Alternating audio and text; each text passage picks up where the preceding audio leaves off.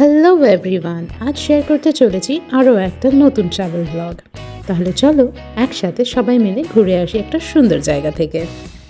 Hello, আমি Mimi. Hello hello And welcome back to my channel, Mimi in Melbourne. আর আজকে আমরা যাচ্ছি সাউথ অস্ট্রেলিয়া। আজকে সকাল থেকেই বৃষ্টি, এখন তাও একটু বৃষ্টিটা কমেছে। 8 ঘন্টার মতন ড্রাইভ। হ্যাঁ, একটু সানি হয়েছে, বাট খুবই উইন্ডি আর খুবই ঠান্ডা। বেশি হয় 70 ও 100 হয়নি, 70 অনেক পুরো 700 এর উপর টোটাল ডিস্টেন্স কত? 720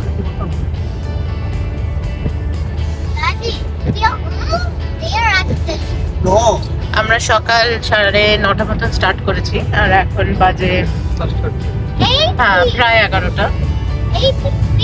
1 ঘন্টা ড্রাইভ হয়ে গেছে আর একটু পরে আমরা আমাদের ফার্স্ট স্টপ ওভার বা ব্রেকটা নেব।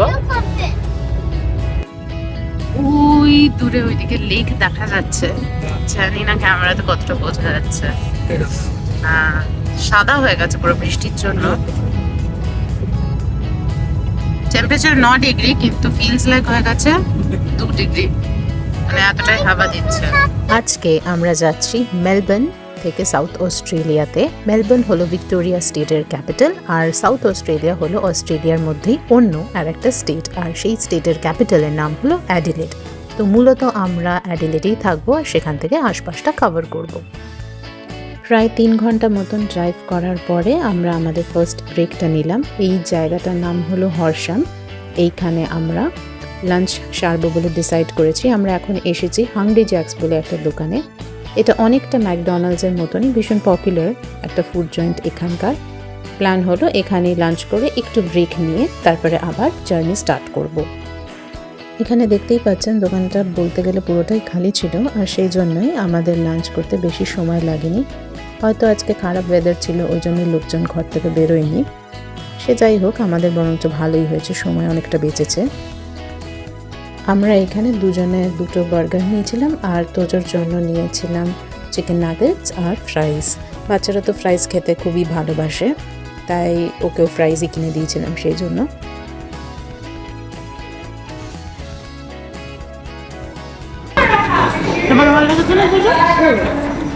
ওকে, এই যে হ্যাপি মিল, ম্যাকডোনাল্ডসের হ্যাপি মিলের মতন এখানেও একটা টয় পেয়েছো, আর নাগেটস আর ফ্রাইস।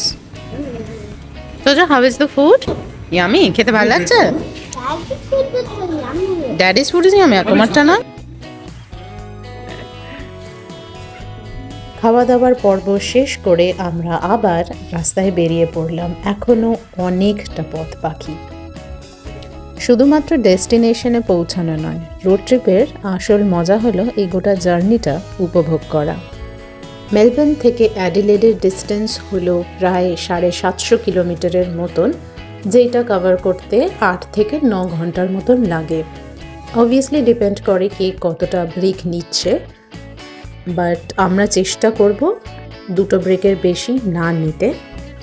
যেহেতু আমরা সকালবেলা একটু লেট করে স্টার্ট করেছি, তাই ব্রেকফাস্টটা আমরা সঙ্গে করেই ক্যারি করেছিলাম বাড়ির থেকেই।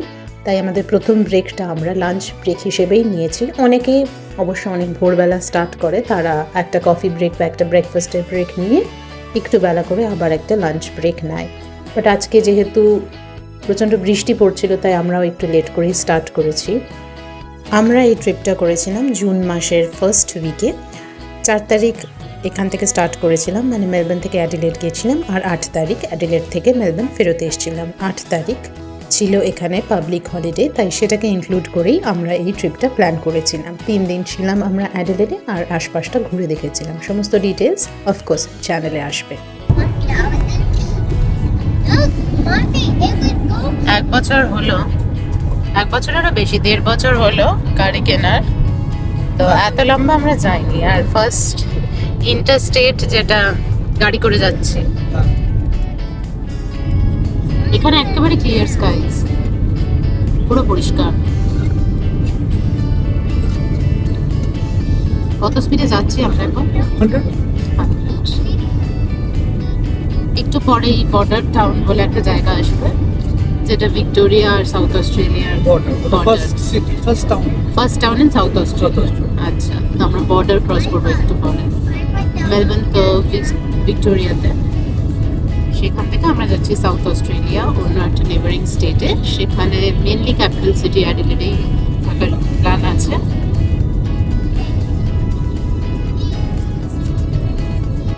এখানে যেহেতু আমরা ইন্টার স্টেট ট্রাভেল করছি, তাই সাউথ অস্ট্রেলিয়া ঢোকার আগে কিছু কোয়ারেন্টাইনের রুলস আর রেগুলেশনস আছে, সেগুলো ফলো করতে হবে।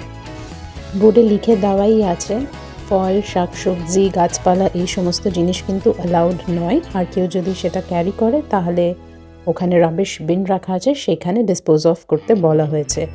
আর কেউ যদি এই রুলসগুলো ফলো না করে আর বর্ডারে চেকিং হয়, তাহলে কিন্তু প্রচুর টাকা পেনাল্টি লাগবে। অস্ট্রেলিয়াতে কিন্তু বায়োসিকিউরিটি রুলস প্রচণ্ড স্ট্রিক্ট, তাই রুল মেনে চলাটাই ভালো। মেলবোর্ন থেকে যখন আমরা জার্নি স্টার্ট করেছিলাম, তখন কিন্তু প্রচণ্ড বৃষ্টি হচ্ছিল। এতটাই বৃষ্টি হচ্ছিল যে সেদিনকে ওয়ার্নিং বা অ্যালার্ট দেখাচ্ছিল ওয়েদারে। বা যত আমরা সাউথ অস্ট্রেলিয়ার দিকে এগিয়ে গেলাম, ওয়েদার কিন্তু আস্তে আস্তে ভালো হতে লাগলো।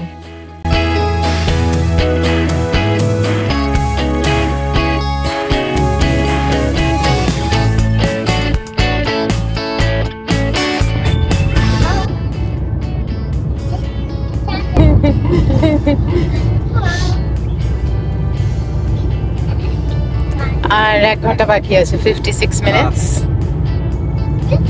সন্ধ্যা হচ্ছে।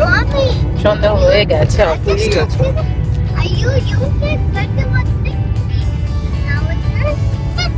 হুম, 56 মিনিটস পৌঁছে যাবো আমরা, ডাইরেক্ট হোটেলেই পৌঁছাবো এখন গিয়ে। হ্যাঁ। তুমি বলো কিরকম ছিল ফার্স্ট এত লং ড্রাইভ করা, সেটাও ইন্টারস্টেট? ভালোই ছিল, রাস্তা মোটামুটি ভালোই। আর লাস্টার পার্টে খুব একটা গাড়িও ছিল না। হ্যাঁ, ফাঁকা হয়ে গেছিল। হ্যাঁ, অ্যাডিলেড পৌঁছানোর আগে আগে ফাঁকা হয়ে গেল। তো ওভারঅল খুবই ভালো, রাস্তাঘাট খুবই ভালো। আর সিনিকও ছিল। বৃষ্টিটা যখন বন্ধ হলো, তখন যখন বাইরে দেখতে শুরু করলাম, বেশ ভালো লাগছিল।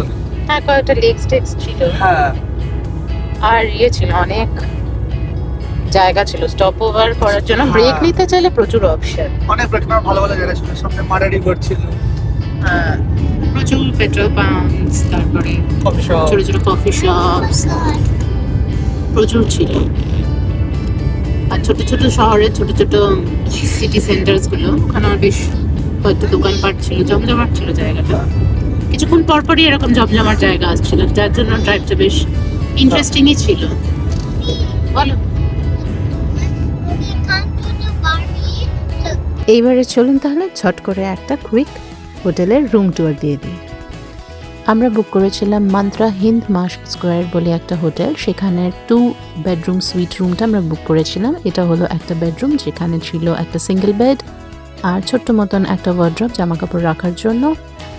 আর তার পাশেই ছিল ওয়াশরুমটা। ওয়াশরুমটাও বেশ ডিসেন্ট স্ট্যান্ডার্ড সাইজেরই ছিল, সমস্ত টয়লেট্রিজ দিয়ে ওয়েল ইকুইপড ছিল। আর এখানে হচ্ছে শাওয়ার এরিয়াটা।